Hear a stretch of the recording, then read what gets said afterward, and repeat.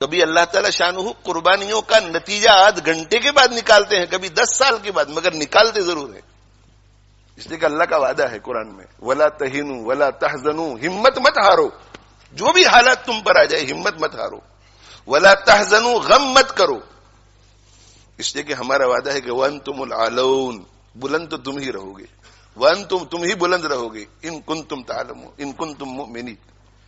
بس مومن رہو، مومن رہو، دل میں اعتقاد صحیح اور عمل تمہارے صحیح.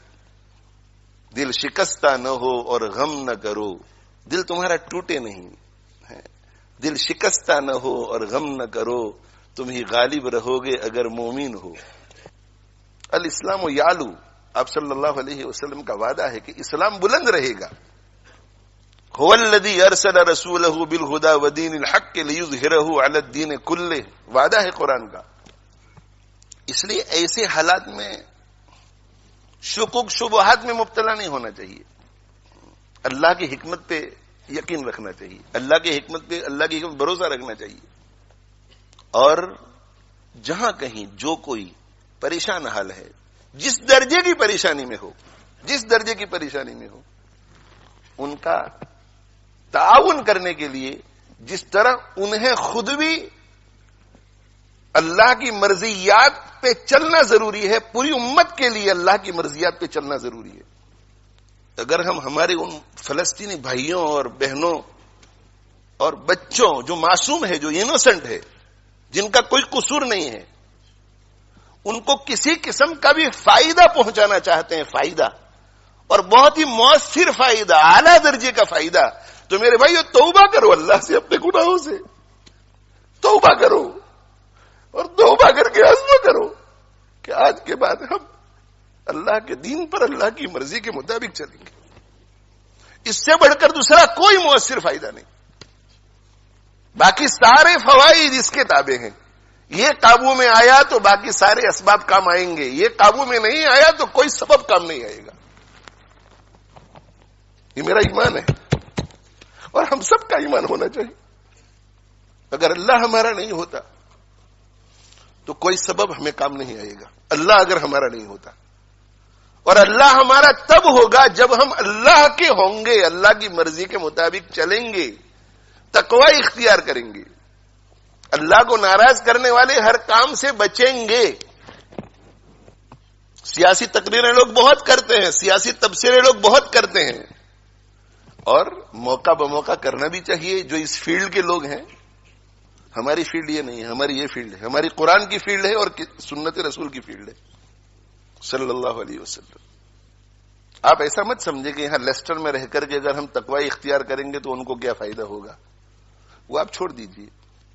آپ قرآن اور حدیث پر، اللہ کے فرمان اور رسول اللہ صلی اللہ علیہ وسلم کی ارشاد پر یقین کر کے آنکھ بند کر کے کیجئے، پھر آپ دیکھو کہ اللہ تعالی شانہ اپنی قدرت کا مظاہرہ کیسے فرماتے ہیں. اللہ نہیں بدلا ہے، اللہ کا قانون بھی نہیں بدلا ہے. اللہ جیسے پہلے تھا آج بھی ویسا ہی ہے. اللہ کی حالت میں، اللہ کی شان میں کوئی فرق نہیں آتا. اللہ کے قانون میں، اللہ کے وعدوں میں کوئی فرق نہیں آتا. آج بھی ہو جو ابراہیم سا ایمان پیدا، آج بھی ہو جو ابراہیم سا ایمان پیدا، آگ کر سکتی ہے انداز گلستہ پیدا.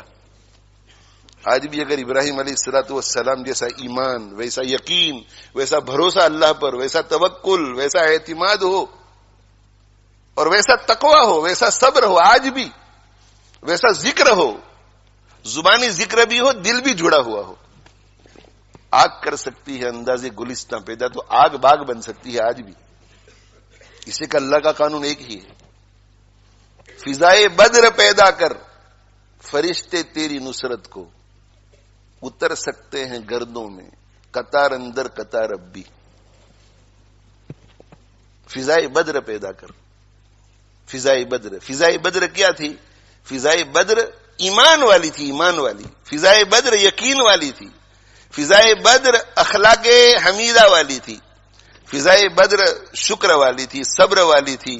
فضائے بدر تواضع والی تھی، تواضع والی.